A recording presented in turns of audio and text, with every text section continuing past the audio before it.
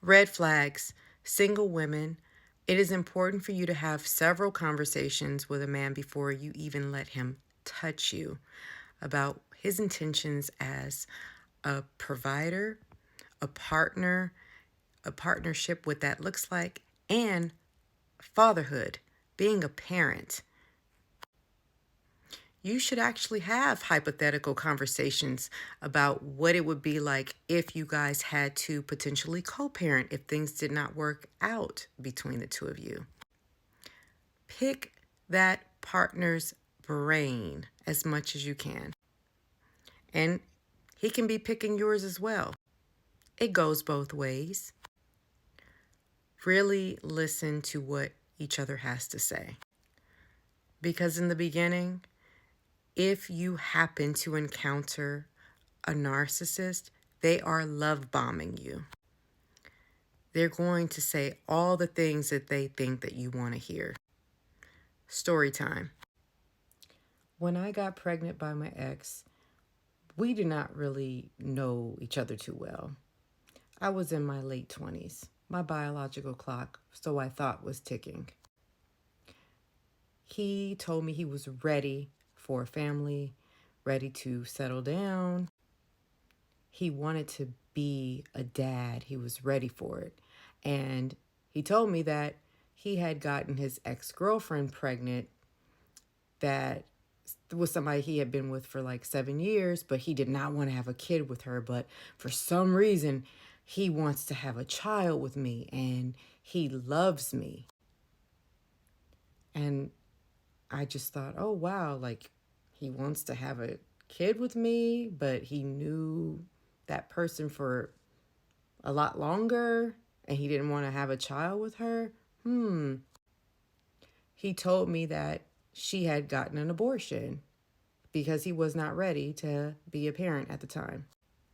Now, I had been in relationships where it went nowhere. The guys were not serious. They didn't want to have children. They didn't want to get married. They were just having fun. So at this point, I was thinking about, like, I want to get serious and I want to have a family. So if this person who says that they love me, he's willing to do that, like, okay, maybe we're on the same page. Not. After we had our first child together, I was left to figure everything out. He did not participate hardly with anything. He and his mother became very upset because I did not let her take our son with her out of the country for a month when I had to go back to work after being on maternity leave for 3 months.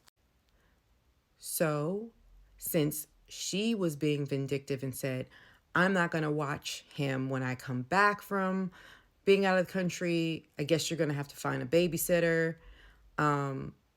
I went to my partner and said, well, we're going to have to find a daycare. He said, oh, no, you're going to have to find a daycare. You need to figure that out because you don't want my mom to watch him. That should have been my cue to go, but I did not even want to tear our family apart so prematurely because our son was only a few months old. I was living 3,000 miles away from my own family. So the only family that was nearby was all his side. There was no one on my side to support physically.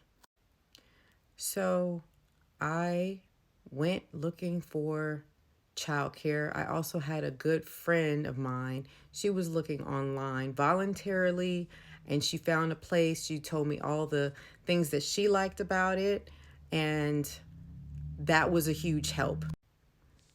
So our son started going to the one daycare that my friend had researched and told me all the things that she liked about it.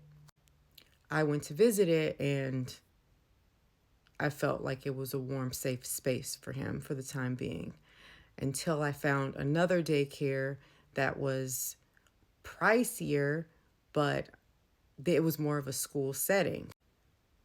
But then my partner was saying that it was too expensive and he couldn't afford it. And can you afford that? And so I had to go to my parents and ask for help.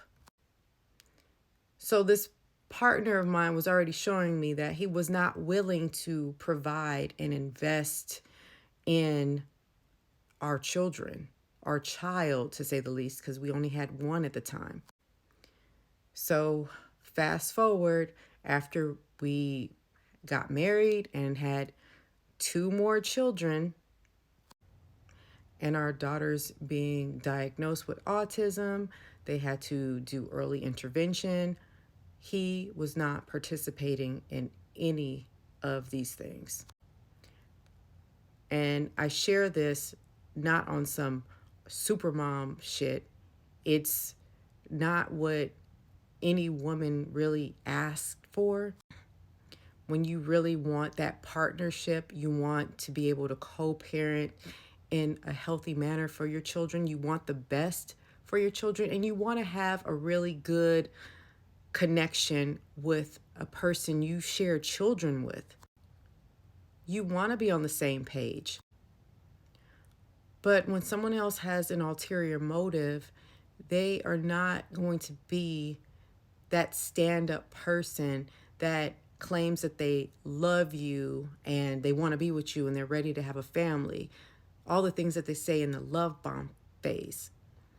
Because when shit gets real, they're nowhere to be found or present and active. Yeah, you as the single responsible parent has to pull it together and do everything on your own and figure it out. Even when our twin daughters started school, started daycare, started aftercare, he had no input. When things had to change with their services that they were receiving and insurance being all jacked up, his insurance, by the way, and I'm asking him to make calls in regards to it, nothing was getting done. So what do? You have to do things all by yourself to get anything done. It's really messed up that both people can't put in the same effort. Some people will leave all those type of responsibilities solely on one parent to do and figure out, as if they had nothing to do with participating with you in the bedroom to make those children. You deserve so much more. You deserve to know a person, take your time, and love yourself. Because those kind of people can sniff out any insecurity that you have.